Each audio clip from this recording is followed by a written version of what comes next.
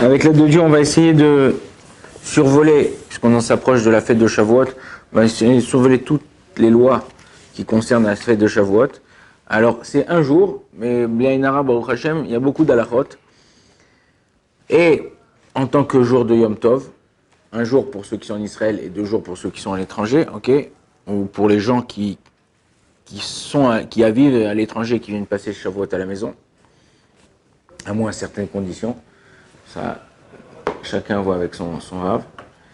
Et en ce qui concerne donc la fête de Shavuot, le jour de Yom Tov, donc Yom Tov c'est un peu comme Shabbat. La majorité des lois qu'il y a à Shabbat, c'est des lois qu'il y a dans Yom Tov. Ok. Et à part le fait qu'on a le droit de cuisiner, ça c'est un. Deuxième chose, à Shavuot il y a une veillée. Donc il y a des lois qui découlent de cette veillée par rapport quand on se lève le matin, enfin on se lève le matin, ceux qui ont dormi un peu ou ceux qui n'ont pas du tout dormi, pour les brachot, ok, il y a des lois pour les brachot, il y a des lois pour ce qu'on fait Birkot à Torah, Birkot à Shachar, quand on sait qu'on doit le faire, on ne doit pas le faire, le fait qu'on est à la veillée, en général, pour nous garder réveillés, à la veillée, ils nous distribuent des cafés, des thés, des mets à consommer, des gâteaux, des fruits. Je fais la bracha une fois, je fais la bracha 2 fois, je fais pas la bracha, ça y est. Bon. Toutes ces lois-là, les autres Hachem, on va essayer de les survoler et de voir ce qui nous concerne. Une des seules fêtes dans la Torah, vous savez, on a lu la parashat Émor la semaine dernière, à la fin de la parashat Émor, on parle de toutes les fêtes. Ok, à chaque fois, il te dit, Asor la Chodesh, ou il nous donne une date par rapport à la fête. La Torah nous donne une date par rapport à quand c'est fêté Pessah, quand on doit fêter Kippour. La seule fête qui n'a pas écrit de date dans la Torah, c'est Shavuot. On nous dit comme ça, il y a un passage qui est rapporté dans la Torah qui nous dit comme ça, Beotziacha et ha'am mitzrayim ta'avdun et Elokim al ha'ar azeh. Ok? Besof Hamishim Yom, là on doit servir à Kadosh Baruch Hu après 50 jours. C'est-à-dire que ce qui définit Shavuot, c'est qu'après 50 jours de la sortie d'Égypte, comme ça, alors les Chachamim, ils ont été Doresh que Ta'avdun, il y a un Nun en plus. Normalement, on a dit, quand je te parle en hébreu, et la Torah, elle parle en hébreu, elle ne parle pas en araméen, c'est pas de la Gemara, elle aurait dû dire Ta'avdu, pas Ta'avdun, avec un Nun à la fin. Il dit le fait qu'il y a un Nun en plus, Nun c'est 50 en valeur numérique, c'est les 50 jours qui sont après la sortie d'Égypte et qui tombent le Vav Sivan. Il y a une des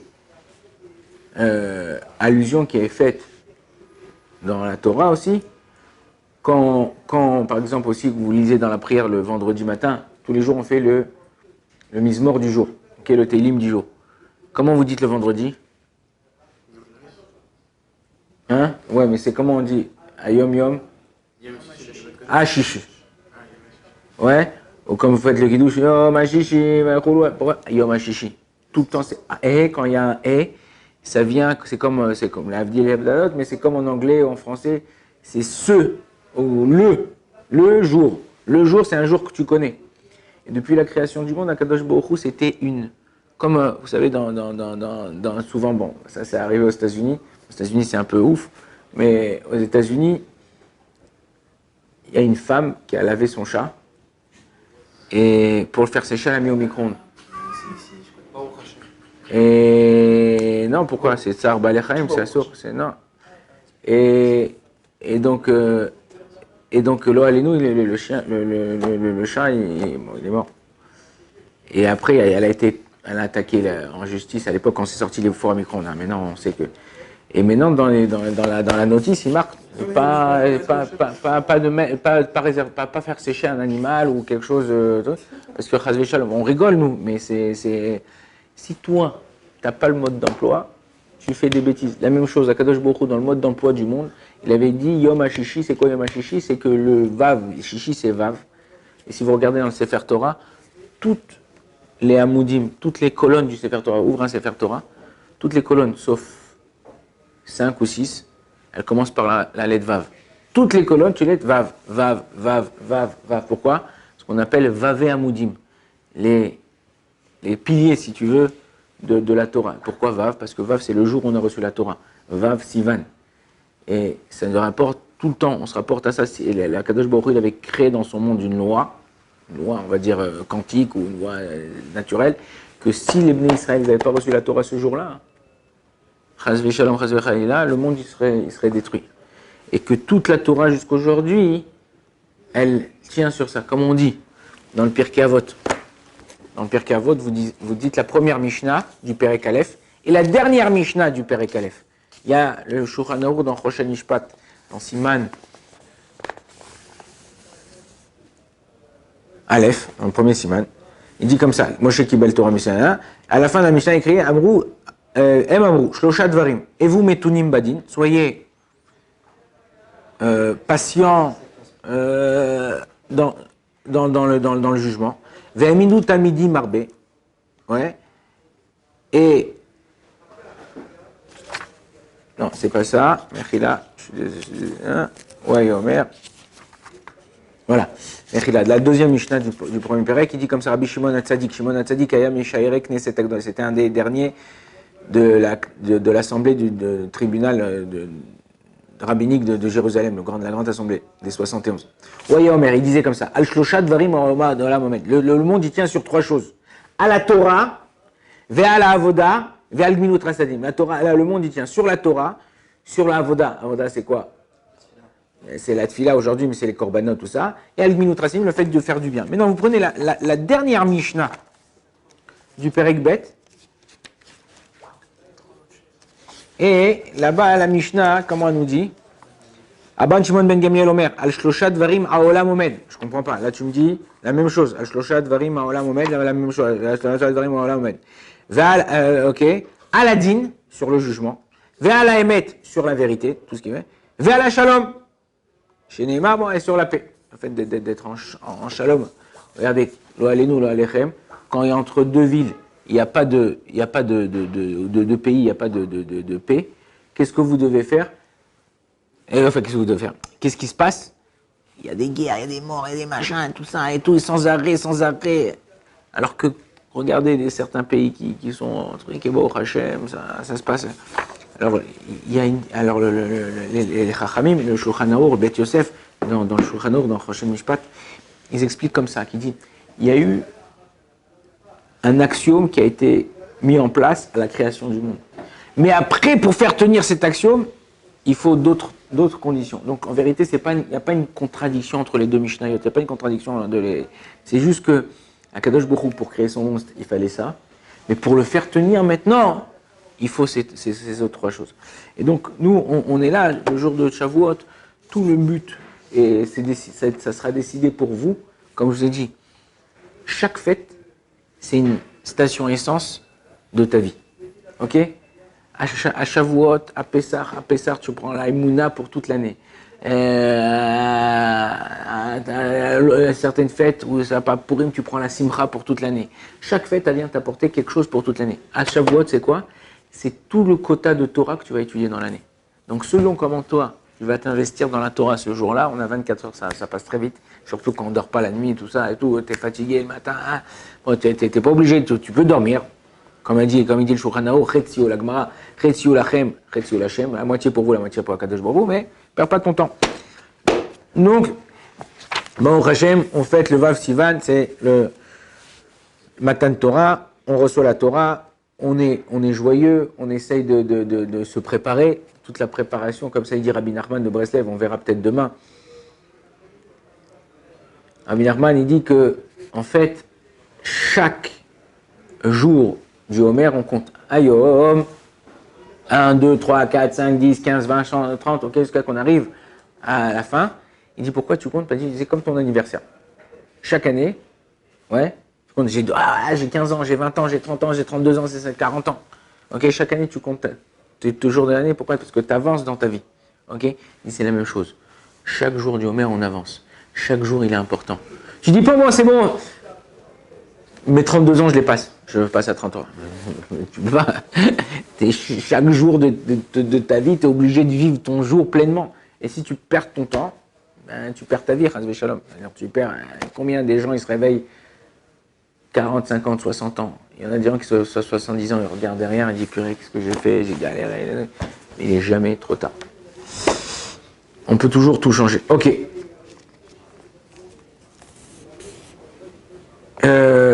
Au niveau du kidouche, on commence par le début. Au niveau du kidouche, le soir de Shavuot, il y a des poskim qui disent, étant donné il y a écrit dans la Torah, Sheva, Shavuot et Mimot, ok, donc cette semaine entière qu'on doit avoir, on doit faire le kidouche à la tombée de la nuit. En général, en Israël, il n'y a pas de problème, parce que Baruch Hashem, même quand on est en été et quand les jours se rallongent, c'est pas très tard. 8h, 8h15, 8h30 maximum, il fait nuit. En général, on fait la tefila, le temps que tu termines, le temps que tu rentres chez toi, le temps que tu es... Bon, ça c'est déjà la nuit. Mais est-ce que c'est une obligation et que je ne peux pas la transgresser? Ou non, je peux quand même faire le kidouche avant. Alors, Bémet, en ce moment, enfin dans ces jours-là qui s'approchent, et plus on va s'avancer, plus ça va être tard. Quand vous allez en France, vous allez à Londres, ok, dans ces pays-là, la nuit, elle se couche à 9h30, 10h. Ok, il s'est fait très tard. Le Shabbat, il sort à 11h, 11h30. Il y a des gens qui nous appellent au niveau de la halakha. Est-ce que j'ai le droit de faire là? C'est des vieilles personnes en général, ou des gens, des petits enfants. Enfin, des enfants, ils savent savoir, est-ce que j'ai pas écouté l'Avdallah, je peux la faire le lendemain? Est-ce que les khatrila, je peux les dormir, pas dormir, parce que ça sort tard, le Shabbat? Là, en ce qui concerne le kidouche, les khatrila, on le fait la nuit. Mais dans les pays où ça sort tard, okay, enfin, ça rentre tard, on a le droit de faire le kidouche même avant, c'est-à-dire après le plag. Ok, plag à mincha, c'est à peu près 1h15, ok, avant la tombée de la nuit, avant la shkia. Maintenant, le mieux, c'est de faire quand tu ne peux pas la shkia. En général, c'est pas très difficile parce que même quand la shkia elle est tôt, quand la shkia elle est tard, par exemple, et quand la nuit elle se couche tard en France, la shkia, il y a beaucoup de temps entre le moment de la shkia et la sortie des étoiles. Et les khatrila, comme je dis, il peut faire au plag. Le Rav ajoute, il dit c'est bien de manger kazaïd de pain quand il fait nuit. Ok, pour montrer que Bémet, tu as consommé le repas de fête quand c'était vraiment nuit. Ok, ça, ce qui se concerne le kidouche.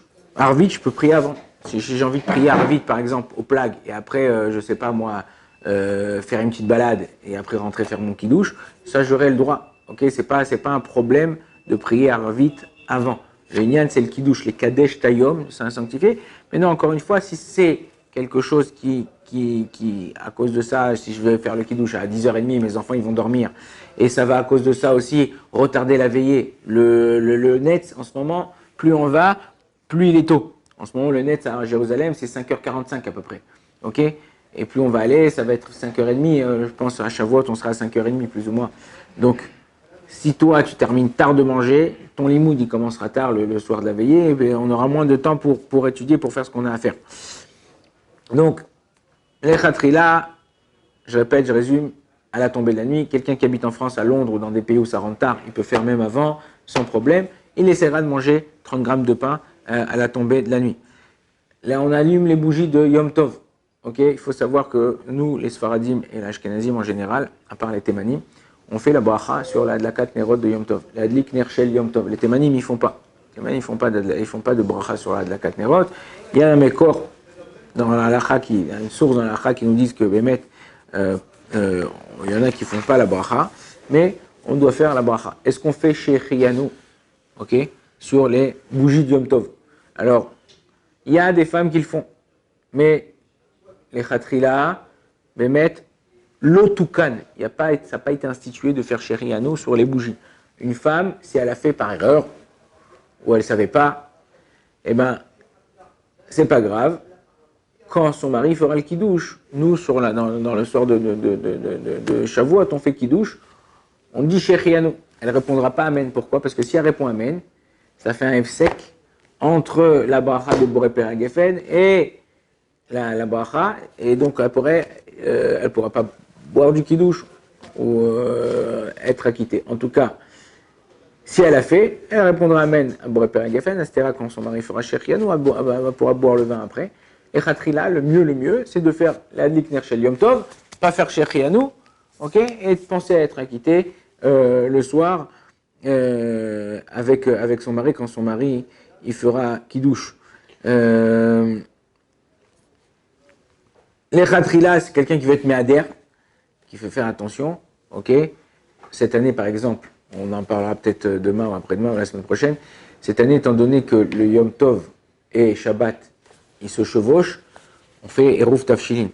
Maintenant, il faut savoir que pour de la Katnerot, quand vous allumez les bougies Shabbat vendredi soir, avant l'entrée de Shabbat, ok, on allume les bougies de Shabbat avant l'entrée de Shabbat.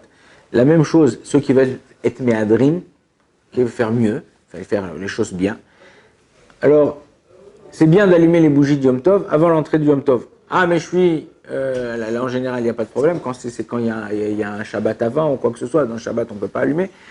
On allume après l'entrée. Mais non, si par exemple une femme, cette année par exemple, on prend le cas de cette année, jeudi soir, elle était pressée, préparer les choses, tout ça, elle a terminé en temps et en heure, mais elle est obligée d'allumer les bougies. C'est pas comme Shabbat, tu as oublié, c'est fini, Shabbat, il est rentré, tu ne peux plus allumer. Là, si Yom Tov, il est rentré, même si ton mari, il arrive de la tfila, oh mince, j'ai oublié d'allumer les bougies, chérie. Ben, tu peux allumer les bougies, puisqu'on a le droit d'allumer à partir d'une flamme. Il n'y a pas de problème au niveau de la halakha. En général, on allume juste avant le kiddush. On peut allumer avant le kiddush. Ceux qui veulent être méadrim, comme on a dit, on allume avant l'entrée de Yom Tov, mais il n'y a pas un problème d'allumer même avant le kiddush. D'accord? Bezrat Hashem, demain on continuera les halachot de ce qui est le motzi. On verra les halachot après de la tfila, les halachot de la veillée. Et Bezrat Hashem, je pense que cette semaine, la semaine prochaine, ça sera les halachot qu'on verra Bezrat Hashem. Bon, Radona, il est au Olam, amen, amen.